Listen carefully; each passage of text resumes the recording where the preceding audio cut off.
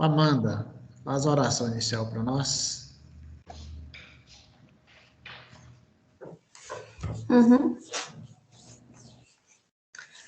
Querido Deus, amado Mestre Jesus, espiritualidade que nos acompanha em mais um dia, queremos agradecer a oportunidade de estar aqui e de aprender um pouco mais através das obras de André Luiz, por intermédio do Chico. Inspira-nos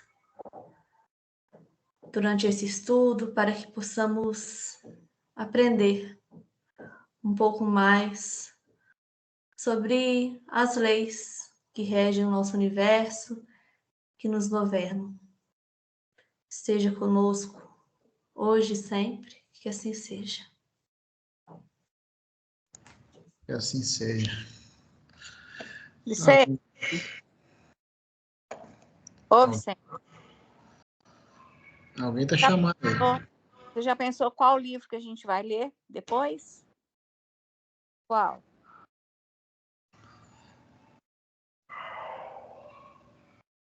Tá mudo, Vicente? Seu microfone. Já eu falo o nome dele. Ah, não, é porque eu vou viajar. Aí para eu poder levar. E outra coisa, eu comprei a ração da dona Didi. Aí eu vou ver se eu consigo deixar amanhã na sua casa. Se eu não conseguir, aí eu peço a Kênia ou a Gemília para passar aqui e apanhar, tá no porta-malas do meu carro. Beleza. Então tá bom. Vamos lá, Aline. Vamos lá.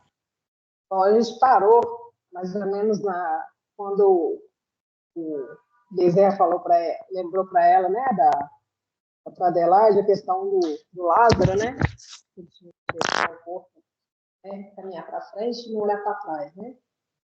E aí o Jerônimo também falou para ela que a situação dela era muito diferente do desencarne dela, era muito diferente dos desencarnes normais, né, mais comuns, vamos dizer assim, né, porque ela se preparou em vida, né, para fazer esse desencarne, ou seja, ao longo da vida toda, a conduta dela, né, era de alguém que se preparou, né, para poder desencarnar, vamos dizer assim, né. Aí ela acordou rapidinho para tomar uma medicação, né, voltou com o corpo físico dela para tomar uma medicação. Assim que ela desdobrou de novo, ela voltou, né, e aí a irmã Zenobia queria vê-la para conversar com ela, né, que eu achei interessante que ela falou que a grande orientadora do asilo errático admirava os serviços terrestres e por mais de uma vez valeu do seu fraterno concurso, fraternal concurso em atividade de regeneração e esclarecimento, né. Então, quando eu falo isso, a gente vê que o trabalho realizado no plano físico é apenas uma parte do trabalho realizado no plano espiritual, né? E assim é feito nas casas espíritas, nos cultos dos evangélicos, nos cultos do evangelho no lar, nas diversas instituições fraternas, né? Para humanos e animais, né? Em todos os templos, onde estiverem dois ou mais, eu estarei. Então, a gente tem que ver que a gente tem que ter uma compreensão maior a respeito de qual é a abrangência, né, desse trabalho realizado pela espiritualidade e o nosso verdadeiro papel na participação desses trabalhos, né? E a gente tem que entender que a gente é médium 24 horas por dia, 7 dias por semana, ininterruptamente, né? E nossa conduta deve refletir esse entendimento, né? E a gente não pode sair achando que a gente tem mediunidade paramarcada e eu só tenho uma conduta espírita dentro do grupo espírita, né? Assim. E aí, a pergunta que eu me faço é assim, o que a espiritualidade vai encontrar de recursos da nossa parte em qualquer momento do dia? Desde a noite do dia, né, gente? Não é só de noite, de dia também não. E eu falo isso porque essa semana eu tive um desdobramento interessantíssimo, né? Que já vem acontecendo várias vezes, assim, umas 3 vezes que acontece. Ali no grupo espírita, uns 3 casinhas para frente, Ali, na verdade, são prédios agora, né? Mas da minha lembrança de infância eram casinhas, né? Porque eu moro aqui há quase 50 anos. E ali eram casinhas simples, né? E eu não sei se vocês têm essa lembrança de desdobramento quando acontece que vocês estão trabalhando, eu lembro algumas coisas, né? E dessa vez a gente estava na entrada dessa casinha, essa casinha é sempre a mesma, é uma casa muito simples, muito, muito mesmo simples, e ela faz um atendimento assim, meio que emergencial. E aí eu vejo a Neide, eu vejo o Vicente, eu vejo uma porção de gente lá, Saulo, toda hora eu vejo o povo todo lá trabalhando. E a gente vê que, assim, a gente tem que estar disponível 24 horas por dia mesmo. A gente acaba de dormir e já vai para lá, ou já vai pegar, como eles falam, né, pegar o ônibus, né? Eu me vejo muito pegando ônibus também, eu não sei quantas vezes eu pego ônibus, se eu estou preparada para desdobrar e estar preparada para o trabalho todo santo dia, toda santa noite, mas a gente tenta se colocar à disposição o máximo possível. Mas a gente tem que ter esse entendimento, né, de que não tem essa de hora marcada, não, né? Alguém quer comentar?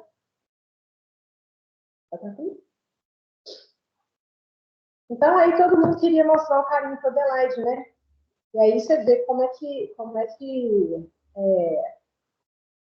o trabalho, né, quando ele é bem feito, quando a pessoa se esforça, quando a pessoa tem uma missão e ela é ajudada pela especialidade, né? Ela vai ser ajudada em todos os momentos e principalmente no momento de desencarne também, né?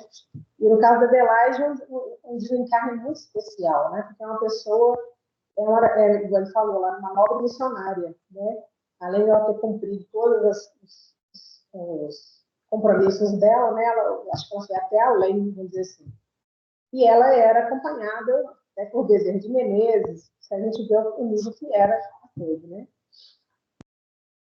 E aí a Zenóbia ministrou bom ânimo, reanimou a Adelaide, e ela finalmente expôs quais eram as dificuldades dela, né?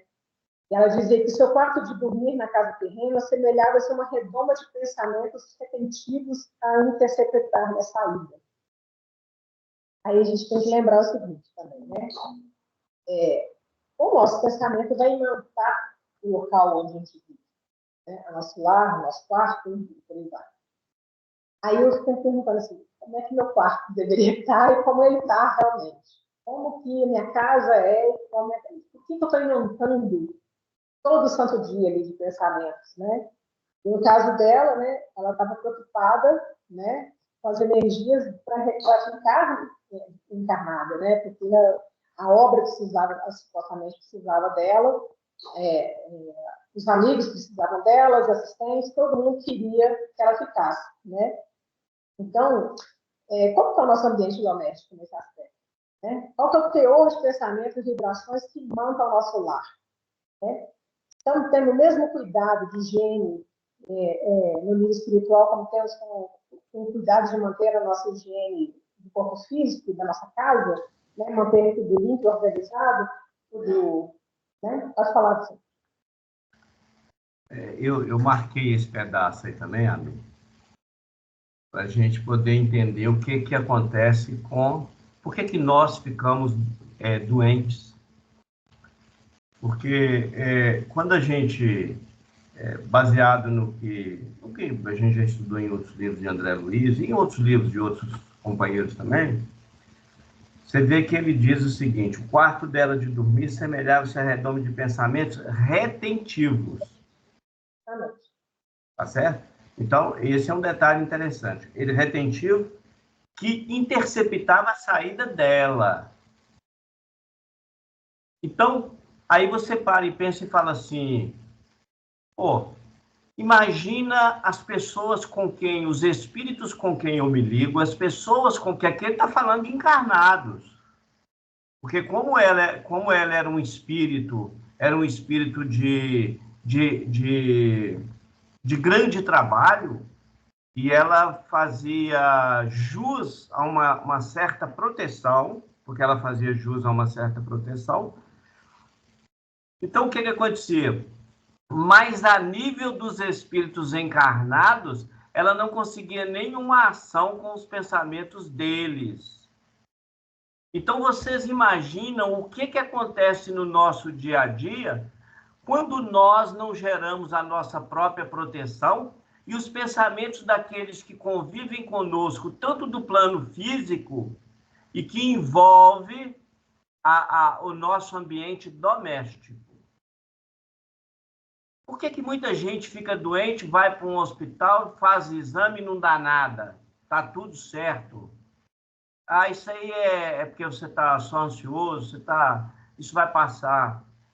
Então, olha que interessante, porque a gente coloca a culpa, em muitas situações de nossas vidas, nós colocamos sempre a culpa sobre dos obsessores, ou seja, dos desencarnados. Mas nós esquecemos que os encarnados também são espíritos e que com o pensamento têm o mesmo poder de te auxiliar ou de te ferir. É só um detalhe.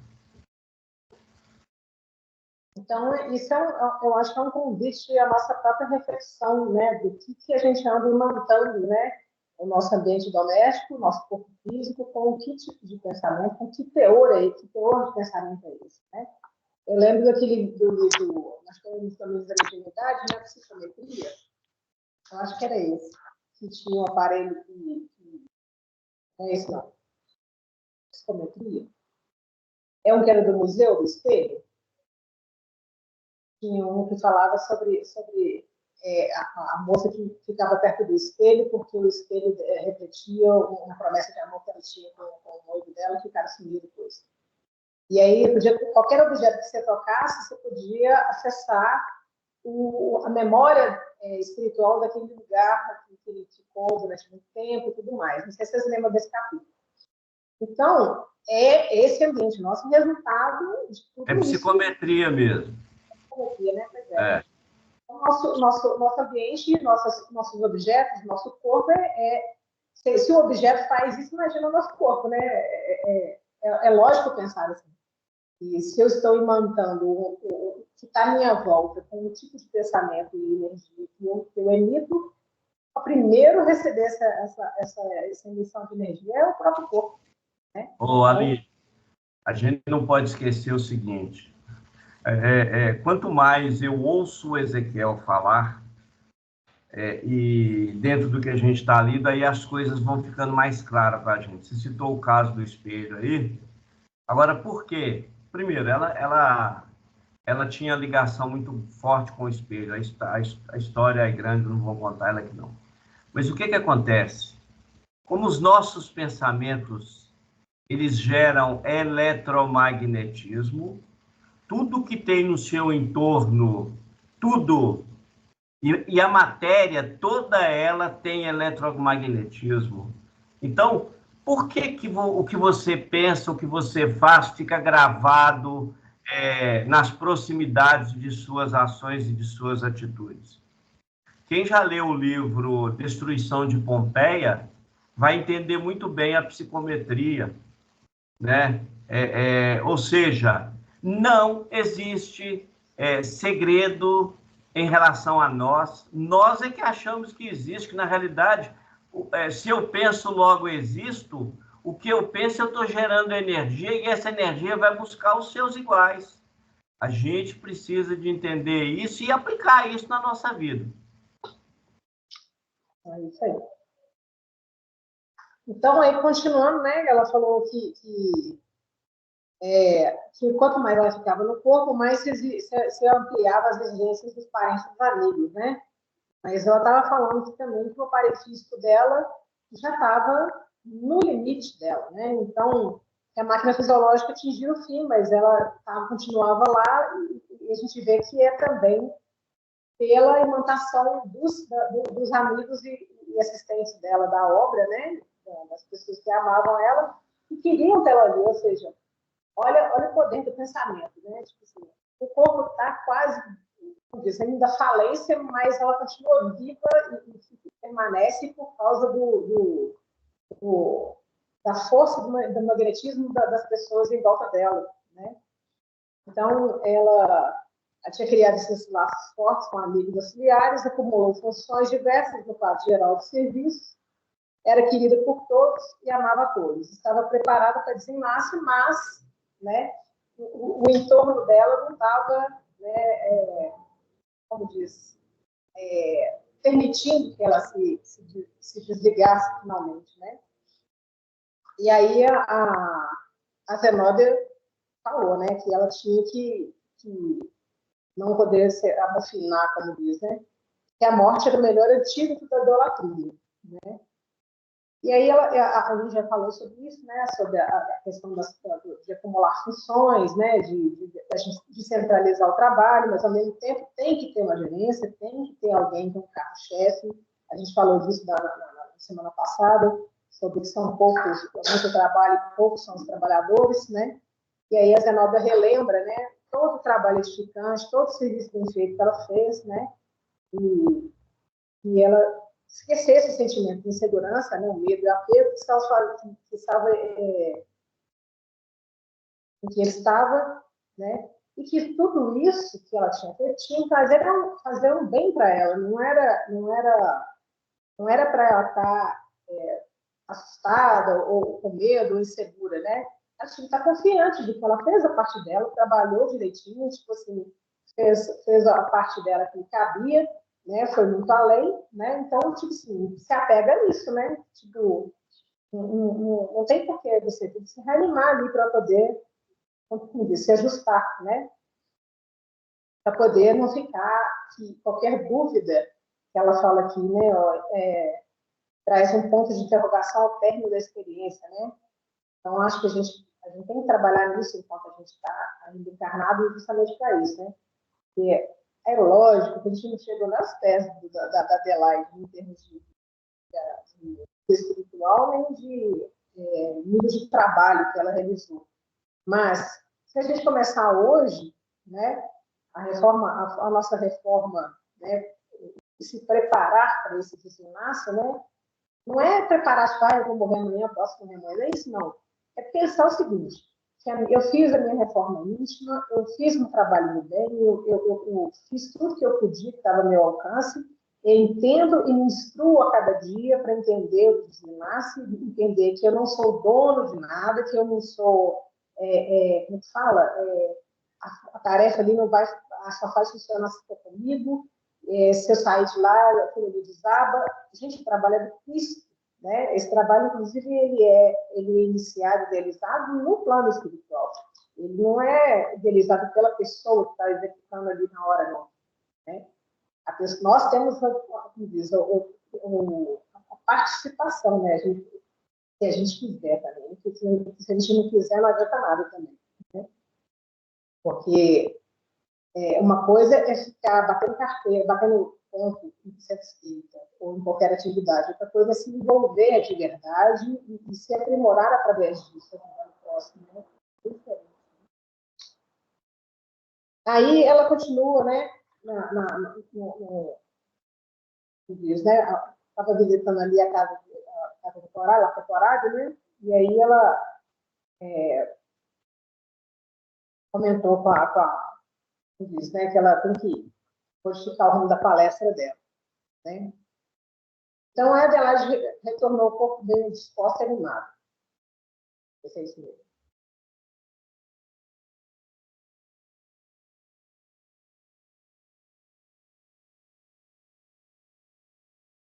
Tá. Então, é o seguinte, a Adelaide retornou um pouco bem animada e disposta. A equipe espiritual tomou providências para o bem-estar fisiológico da enferma e dos trabalhadores da Assembleia na noite. Ou seja, eles iam fazer um trabalho em desdobramento com a equipe dela que trabalhava nessa casa nesse asilo, né? Nessa casa de trabalho dela. E eles iam dar uma chamada de atenção ao povo lá, né? Aí, eu achei interessante que ele falou assim, que a Adelaide demonstrou extrema facilidade em receber passes magnéticos e ficou calma. A gente faz isso? Será que a gente faz isso? Porque a gente não confia, né? Quando a gente está tomando um passe ou ajuda magnética, uma aplicação ou coisa parecida, qual que é o nosso grau de facilidade para receber essa energia? Para a gente realmente receber aquilo que a gente precisa para ficar bem, né? Então, deixa eu ver, eu acho que eu me perdi um pouquinho. Desculpa.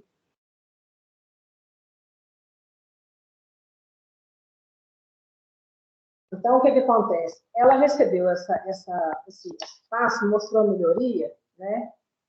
E aí ela falou o seguinte: como ela mostrou melhoras, as esperanças de todos foram renovadas e multiplicaram-se as vibrações de paz e as preces de reconhecimento para ela, né?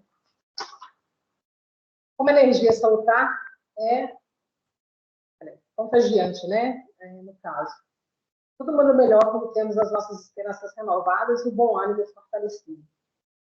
O trabalho preparatório da grande reunião iniciou-se após a meia-noite com grande facilidade. Então, eles fizeram esse trabalho para preparar o povo lá, né? Auxiliadores espirituais trouxeram os companheiros de dobrado, no geral mulheres. Achei interessante falar no geral mulheres, né? Pela reverência e carinho que elas tinham com ele, né?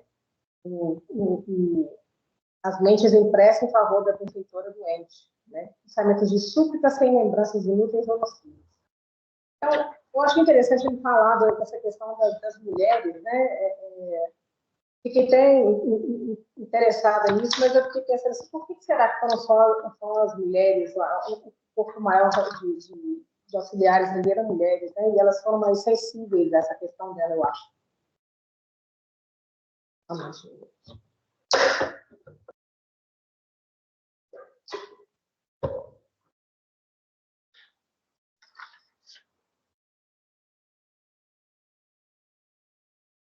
Aos poucos, os homens estavam contagiados pela energia e mantiveram-se na mesma vibração. Então, assim, as mulheres já estavam mais sintonizadas ali com ela, mas com a energia de pensamento deles, aconteceu que eles também entraram numa vibração parecida com a dela. E a elevação ambiente espalhava fluidos harmônicos, né? Aí houve uma sensação de confiança e tranquilidade. O salão de estudo foi higienizado rigorosamente, sem um assédio de correntes mentais inferiores, ou seja, proporcionou uma tranquilidade ali. As senhoras em desdobramento irradiavam luz diferenciada entre si. Cada um irradiava o que lhe era próprio, né? Então, dentro de cada possibilidade ali de cada um irradiava o que estava de acordo com o que dava conta. Aí a Adelaide, a batida é trazida pelos 9 a 9. A diretora, após a prece, faz um apelo aos demais para que o pensamento angustioso de todos não detenha o corpo físico dela, né, no caso, não fique retendo o corpo físico dela, a encarnação dela ali, né? Pois, acima de tudo, está a vontade de Deus. Lembram-se que se eles acreditam na continuação da vida, Adelaide continuará no plano espiritual trabalhando. Eles não deveriam usá-la como muleta e fazer a parte deles, né? E aí essa idolatria traz desvarios, são desvarios de ternura mal compreendida, né? A aflição é filha do egoísmo, cada um deve ter a confiança em si para fazer por si e doar de si. Então, ali, eles já estavam sendo trabalhados no sentido assim, olha, ela vai desencarnar mesmo, então vocês têm que entender que vocês têm condições de manter a obra, né, o trabalho que ela falou, e ela vai ter um apoio, e vocês vão ter o apoio dela na parte espiritual, né, que ela não vai abandonar, que ela desencarnou, ela vai abandonar a tarefa, né? É a mesma coisa com a gente aqui também, né? A gente começa um trabalho, mas se em algum momento a gente desencarna no meio da tarefa, a tarefa primeiro fica triste, e segundo, que depois, se a gente se preparar direitinho, se preparar bem para desencarnar, a gente já chega lá trabalhando, ou seja, a gente já volta para o trabalho ao mesmo tempo. Então, não tem por que ficar, ninguém está abandonando a tarefa. Pode falar. Ô, Aline, só voltando um pouquinho atrás aí, primeiro a gente falou que o quarto de Adelaide estava cheio de pensamentos e energias geradas pelos irmãos que estariam preocupados com o desenlace dela, beleza? Mas aqui na frente, o Jerônimo faz uma referência interessante que ele diz o seguinte, acionando peças de eficaz cooperação, submetemos uma enorme dependência a rigoroso serviço de limpeza, onde haveria assembleia com a presença das pessoas que eram amigos e amigas da Adelaide, não é isso? E que eles foram convocados porque eles estavam atrapalhando no processo de desencarne dela. Mas ele faz uma referência aqui interessante, que logo em seguida ele diz assim, os componentes da Assembleia podiam descansar tranquilos, sem o assédio de correntes mentais inferiores. Ou seja, o ambiente deles, onde haveria reunião, estava tão bem preparado magneticamente que ninguém externamente conseguiria adentrar-se mentalmente e atrapalhar os trabalhos. Eu estou lembrando isso porque isso acontece nas nossas reuniões mediúnicas. Antes de qualquer reunião mediúnica, a espiritualidade tem os trabalhadores propícios para isso, e eles fazem uma limpeza completa e geram um processo de proteção externa para que não haja influências externas.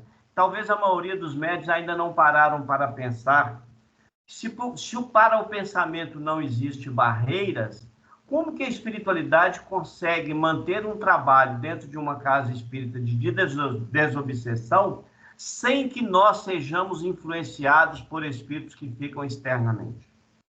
Aqui está a prova disso.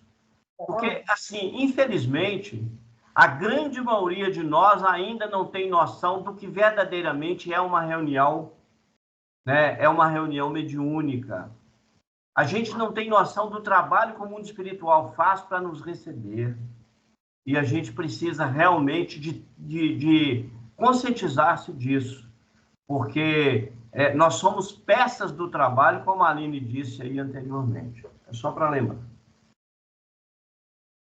Então, ele faz uma exortação, né, para as pessoas ali, né, que eles não deviam usá-la de muleta, né, que eles deviam fazer parte deles, né, que atribuir o outro, né, o que eu deveria realizar é estimular o menor esforço, né. Então, que o ídolo não pode atender às expectativas. Isso nos coloca vulneráveis às emoções negativas, né. Então, se a gente cria no outro a expectativa que o outro tem que fazer, que o outro, que, é como vocês falam assim, se o outro já está fazendo tão bem, eu não preciso fazer, o outro faz por mim, o outro carrega nas costas, vamos dizer assim, né?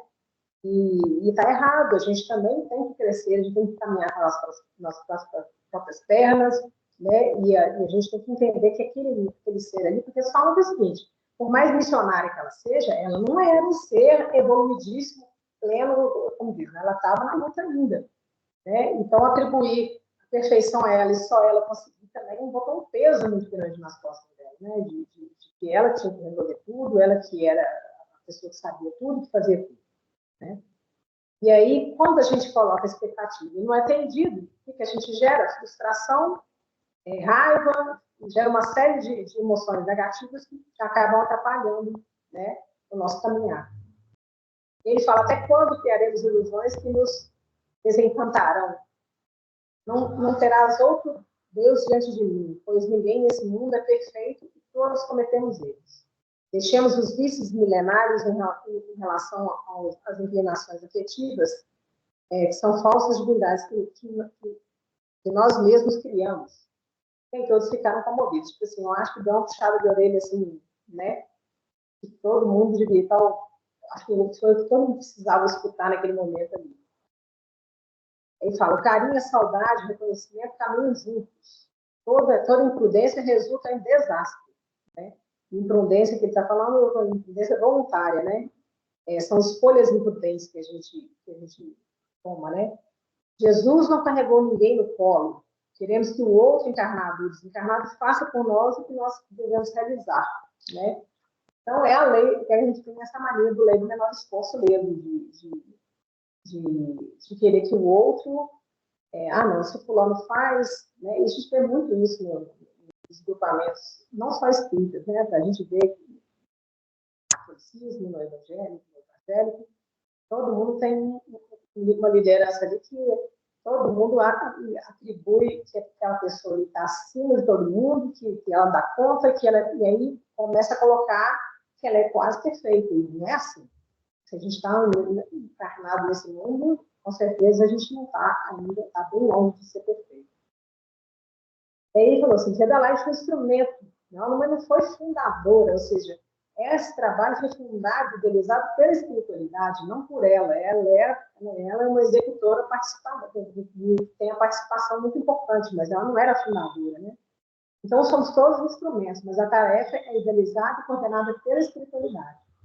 O trabalho segue e deve seguir apesar das mudanças. O trabalho não é de uma pessoa sem essa pessoa ela se extinguiria, né? Todos devem ser capazes de participar e também passar o bastão. Todos devemos cooperar sem a vaidade de se declarar dono da tarefa. E o que a gente vê muito, né? Infelizmente, a gente toma para si a tarefa como se ela tivesse sido ideia nossa, que a gente é muito brilhante, que a gente é muito capaz, que a gente é muito evoluído, e não é bem assim, não. A maior parte das tarefas, todas elas, são idealizadas pela espiritualidade, já são um compromisso nosso de antes de encarnar, de reencarnar, e a gente tem que dar continuidade e execução para ela, né? E todo o reconhecimento desse ao Cristo, né? E aí, depois disso, depois dessa exortação, a Assembleia foi dispensada. Então, eles já foram reunidos, né? Voltaram saíram da reunião. Aí, olha que legal. Aí, Adelaide volta no corpo de carne, e aí, como ela tinha sido desligada todo mundo parou de pensar que ela tinha que ficar, que ela tinha aqueles pensamentos, aquela energia retentora, aquilo que estava magnetizando, né, para ela permanecer no corpo físico, na hora que ela volta para o corpo físico, já não tem mais esse suprimento de energia para manter o corpo dela, né, lá. E aí ela tem um choque, tipo assim, né, a diferença vibracional que acontece, né, porque ela já não está mais recebendo esse suporte repetido lá da energia de vibração dele, né, mantinha, né, o corpo dela lá. Então, ela precisava, ela sentiu a diferença, os órgãos já estavam muito debilitados, o corpo estava muito precário, e aí ela sentiu a realidade da situação dela, né? Mas, em compensação, o que ela ganhou de acréscimo espiritual, né? A energia que ela ganhou a mais foi espiritual. Foi quando a Adelaide virou para ela e falou que ela tinha ganhado asas, né? Que o corpo tinha diminuído a energia, mas que ela tinha ganhado asas, né? O espírito ganhou asas, né? Então, essa diferença vibracional deu um desconforto nela, assim, deu uma sensação ruim nela, né? Então, ela teve um descompasso aí, energético com o espírito, ou seja, o espírito já estava num nível muito melhor e o corpo estava no sentido contrário, né? Aí ela pediu, olha só que interessante, ela pediu para poder fazer, então, como ela estava se sentindo melhor, ela falou assim, então deixa eu fazer meu desenlace, né? Ela mesma fazer o desenlace. Aí eles falaram lá que tipo assim, tem 3 partes principais, né, do desenlace, deixa eu pegar aqui que eu anotei, que era, que acho que 2 dele ela podia fazer, né? Mas que o terceiro não, o terceiro ela precisava de ajuda. Deixa eu pegar aqui.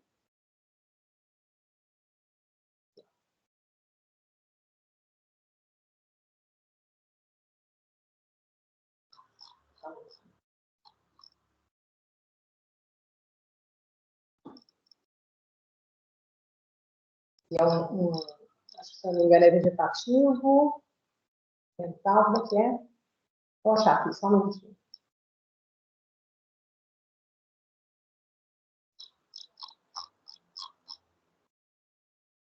Bom, eu não vou conseguir achar agora, não, mas não tem problema. Ela começou a desfazer aquele plexo solar no coração, né? Você pode ser feito pelo desencarnante que preparou adequadamente. Pelo desencarnante que se preparou adequadamente em vida.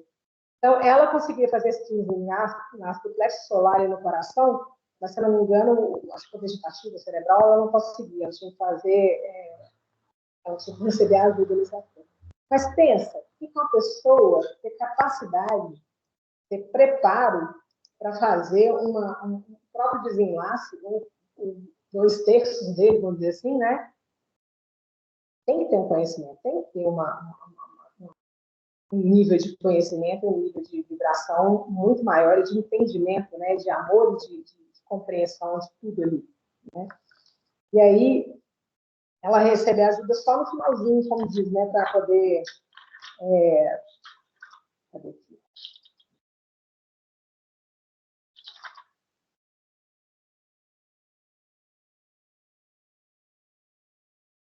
É o Jerônimo que vai cortar o fio. O Jerônimo, exatamente, o Jerônimo que vai contando. Então, foi assim, que a cooperação do nosso plano é indispensável no ato conclusivo da libertação. Todavia, o serviço preliminar do desenlace no plexo solar e mesmo no coração pode, em vários casos, ser levado a efeito pelo próprio interessado, quando este haja adquirido, durante a experiência terrestre, o preciso treinamento com a vida espiritual mais elevada. Não há, portanto, motivo para surpresa. Tudo depende do preparo adequado no campo da realização. Né? E aí, ela conseguiu fazer a parte dela, né? Aí o Jerônimo fez a parte final, né? Que era cortar o apêndice prateado, e ela estava finalmente livre do corpo físico dela, nesse sentido, de desenlaçar. A gente fala de ficar livre, mas como se fosse uma coisa que joga fora, não é assim, não, né? Ela teve um respeito absurdo, né? Tanto é que ela pediu para ela continuar, né, ali, do lado dos despojos e acompanhar toda a parte de funeral dela, do velório, ela poder, como fala, acalmar as pessoas, confortar as pessoas ali que estavam em volta dela, né? E seria um tremendo respeito, né? Tanto pelo corpo físico, pela matéria física ali, que ajudou ela nessa reencarnação, como o respeito que ela tem e o equilíbrio que ela tem de estar do lado dos despojos, do lado do velório, do lado das pessoas que ela amava, que trabalharam com ela, do lado dos benfeitores espirituais dela, ela conseguiu encerrar a coisa assim, com uma dignidade, uma coisa muito linda. Eu achei incrível que ela se preocupa com todos os amigos, com todos os espíritos que estão ali, mas ela se preocupa, sobretudo, em acalmar o próprio corpo que a serviu. Né? Então, ela faz uma prece para as próprias células. Eu achei isso assim, de uma dignidade, de uma beleza, né? Porque a gente imagina que porque o espírito saiu, as células estão ali quietinhas, e elas não estão, elas ainda estão vibrando. Né? Então, por que ela fez isso, Patrícia? Oi? Por que ela fez isso? Por que ela fez isso? Sim. Ai, Vicente, por quê? Porque ela é demais. Nós precisamos de entender que tudo no nosso corpo tem vida, está em movimento. As células do nosso corpo, tanto as perispiríticas como as células físicas, pensam. Você imagina, essas células físicas estiveram sob o domínio mental dela durante anos e anos. Sim. Então, criou-se o quê? Criou-se um elo de ligação. Um vínculo muito forte. E para os espíritos superiores, eles são agradecidos a todos aqueles que trabalharam para o sucesso de uma encarnação. A grande maioria de nós fazemos o quê? O corpo está doente, a gente simplesmente, como que a gente tem o costume de dizer? Descansou. Ou seja, na realidade, o corpo dela já estava em frangalhos há muito tempo. Em momento nenhum, ela pelo contrário, né? Ela estava ali. Tem uma passagem de Francisco de Assis que eu acho muito bonita. Ele, logo depois do desencarne dele, ele começa a beijar o corpo e agradecer, e agradecendo todos. Eu fico imaginando, né? Uma cena onde todas aquelas... Porque, na realidade, a gente precisa entender o seguinte: as nossas células pensam, porque se elas não pensassem, elas não produziriam. Isso não é um ato apenas de determinismo divino, não. Isso é um ato, tanto é que elas criam. E, infelizmente, nós ainda somos muito mal preparados em todos os aspectos para conviver com o nosso corpo, porque a gente acha que conviver com o corpo é só tratar é só tratar da parte física, está tudo certo, né? É só o nosso alimento do dia a dia, mas nós esquecemos de uma série de outras situações que a gente precisa de refletir. E essa lição me veio a imagem dela agradecendo as células e rezando por elas, assim, como se fosse uma mãe que estivesse colocando os filhos para dormir, acalmando, baixando a energia e colocando eles em situação de repouso para dormir. Me veio isso na cabeça. Muito bom. Engraçado isso aí também, né, gente, que eu observei. Se a gente observar as histórias que nós estudamos nos capítulos para trás aí, né, tanto o Dimas, que precisou de muita ajuda para o desencarne. Nesse caso, ela mesma estava fazendo o próprio desencarne, né?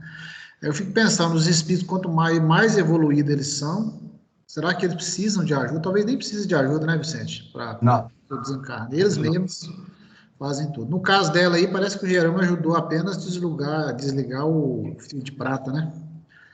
Acho que foi só isso que eles fizeram. Tá mudo, Aline? Aline? Tá mudo. 42? Não tá, não. Uhum. Tem um microfone que tá aberto aí. Ó. Deixa eu ver aqui.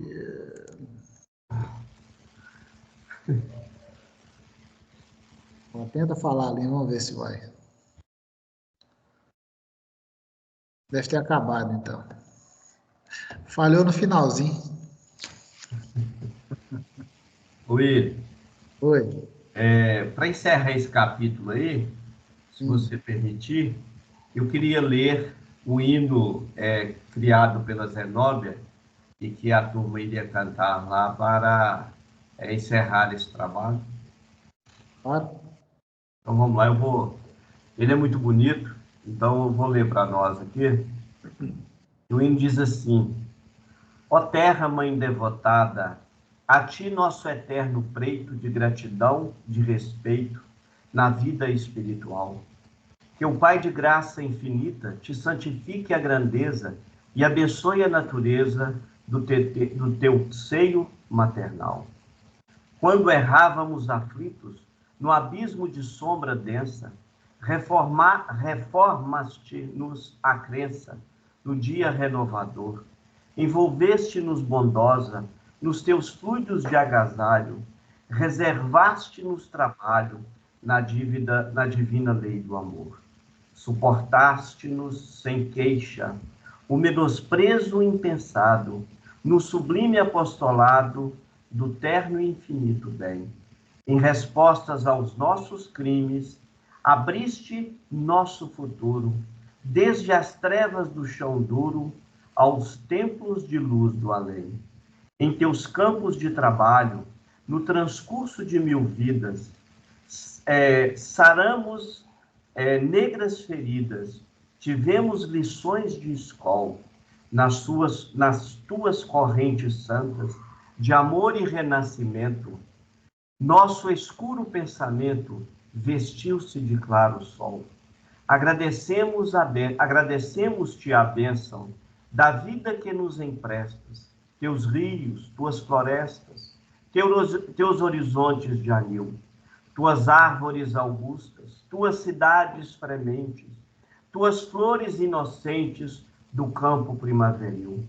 Agradecemos-te as dores que generosa nos destes para a jornada celeste na montanha de ascensão, pelas lágrimas pungentes, pelos pungentes espinhos, pelas pedras dos caminhos, nosso amor e gratidão.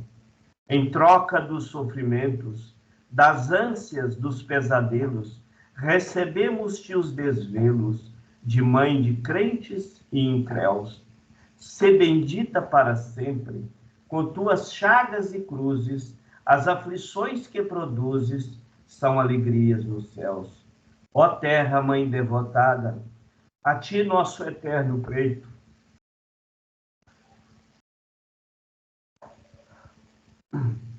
de gratidão, de respeito, na vida espiritual.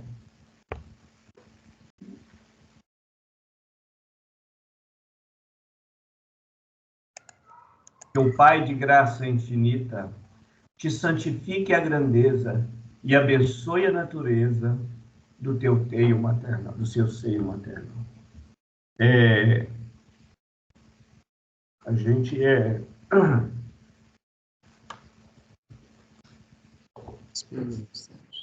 infelizmente, nós ainda somos muito mal preparados para viver essa maravilha que é a Terra, né? Essa mãe que nos recebe sem reclamar, sem lamentar. E conforme ela diz aqui, ela aceita tudo, ela perdoa tudo. Então, a gente precisa, assim, recentemente eu escutei o Ezequiel falando sobre a nossa ação em relação à Terra, e nós, às vezes, pensamos em um mundo de coisas, no nosso bem-estar, em nos faltar o dinheiro para a nossa sobrevivência, mas raramente a gente para pensar o que a Terra, o que a Mãe Terra faz, né, para que nós estejamos aqui. Então, olha que interessante. A Zenóbia, como um espírito puro, na condição em que ela atingiu, ela consegue ver o que nós, infelizmente, ainda não vemos. É isso aí. Então, o próximo livro para nós aí é Mecanismos da Mediunidade. Mecanismos. E o primeiro capítulo, Vicente? Bom, primeiro capítulo nós vamos convidar a Amanda. Ela está chegando agora, então ela que vai estudar para nós o primeiro capítulo do livro Mecanismo da Mediunidade. Então, está feito o convite. Maravilha. Então assim, esse último livro, o capítulo 20, basicamente foi essa oração que você fez. Aí a Zenóbia encerra, né? E essa letra é o agradecimento dela, porque é muito bonito. Acho que todo mundo tinha que dar uma lida, uma refletida. Patrícia falou aí ainda há pouco, né? Sobre o agradecimento dela ao corpo. E a gente, inclusive, vê alguns espíritos ao desencarnar. Eu vejo muito bacana o João Paulo II. Ele não entrava em nenhum país sem beijar o chão. Então, isso é uma denominação uma denominação de respeito que ele tem para com a terra. Então, e para com o povo, né? Então, assim, é uma atitude muito bacana e que a gente precisa de parar e pensar. Nós ainda somos muito tímidos para as coisas mais belas da vida. E deveríamos ter timidez para outras coisas, em especial para o nosso orgulho, para as nossas vaidades. Isso aí. Maravilha. Então, eu vou pedir a Graça para fazer a oração final para nós.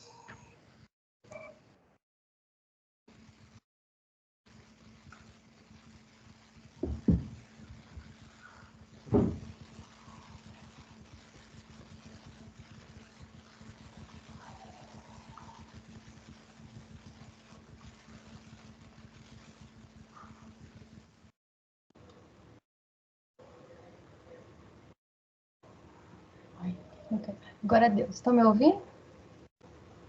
Desculpa, porque o microfone eu queria ligar. Amado Mestre Jesus, amigos espirituais, nós agradecemos por mais uma oportunidade de beber da fonte do seu conhecimento, do teu amor, para que possamos, Mestre, sermos pessoas melhores a cada dia. Obrigada, mestre. Neste momento, pedimos sua autorização para encerrar o nosso estudo. Que assim seja. Eu queria só fazer uma parte para que a gente mentalize boas energias, pedindo amparo aos nossos irmãos do sul do país, tanto os humanos, quanto os animais, quanto a fauna, quanto a flora, que está sendo tão sofridamente castigada até pelas nossas ações, né?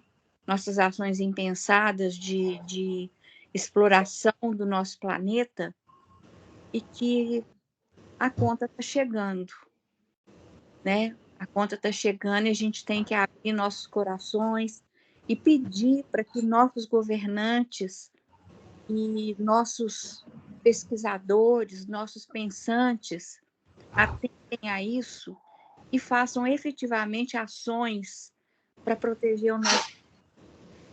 Então é isso. Aí o pedido está aceito, né, Patrícia? Obrigado, pessoal. Boa noite a todos. Boa noite. Obrigado, boa noite. Tchau, gente. Boa noite. Vicente, só um minutinho. Boa noite. Próximo domingo é Dia das Mães. Vai ter o estudo assim mesmo? Você acha que mantém? Ou corre risco de ter uma falta de muitas pessoas? Eu não vejo razão para a gente suspender, não, até porque Dia das Mães é almoço, né? É comida. Normalmente é isso que o povo faz, né? A mãe vai para a cozinha, olha, já não vai para a cozinha, é mais ou menos isso. A Estela até me pediu aqui, ela falou comigo que eu tinha que dar um presente que era Dia da Mãe. Eu falei, não, mas eu não sou seu filho. Não é isso? Gente, antes de todo mundo sair aí, eu queria ainda, né, nós estamos dentro do horário, ainda nós temos 5 minutos. Eu queria que todo mundo pensasse a nossa responsabilidade de ser espíritas, a nossa responsabilidade de estar dentro da nossa casa de orações. A grande maioria das pessoas, quando buscam o espiritismo, elas buscam por duas coisas. Ou a sua condição financeira está péssima, que isso acontece, ou então a sua condição física está péssima. Por isso é que tem aquela fala que ao espiritismo se vai ou pela dor ou pelo amor. Eu ainda não conheci ninguém que foi pelo amor. Se tiver alguém, eu quero conhecer. 99,9,9% de quem busca o espiritismo é pela dor. E é importante a gente entender o seguinte: aqueles que buscam a nossa casa, dentro do entendimento que nós já adquirimos, eles buscam porque estão no limite. E como a lei não permite o suicídio, nós observamos que existe hoje no mundo uma gama imensa de pessoas suicidando. E muitas delas, às vezes, buscam a casa espírita. Então, eu queria pedir a todos que o nosso comportamento diante daqueles que nos buscam seja um comportamento de um pai ou de uma mãe, em especial de uma mãe para um filho em necessidade. O que a demonstração de Zé Nobel para nós aqui é que ela age como uma mãe. A Aline falou, por que a grande maioria eram mulheres? É porque a grande maioria dos espíritos que precisam despertar o amor e que às vezes até já passaram pela intelectualização da matéria, ainda precisam experimentar-se no corpo feminino, mas para despertar a maternidade e o amor. Então, assim, que a gente pensasse sobre isso, porque quem bate numa casa, quem bate às portas de uma casa espírita, está precisando de colo, está precisando de ser ouvido, e a gente precisa de entender o momento de nossas dores, quando nós chegamos até a espiritualidade, para levar nossas chagas e pedir a eles para sanar, para curar as nossas chagas.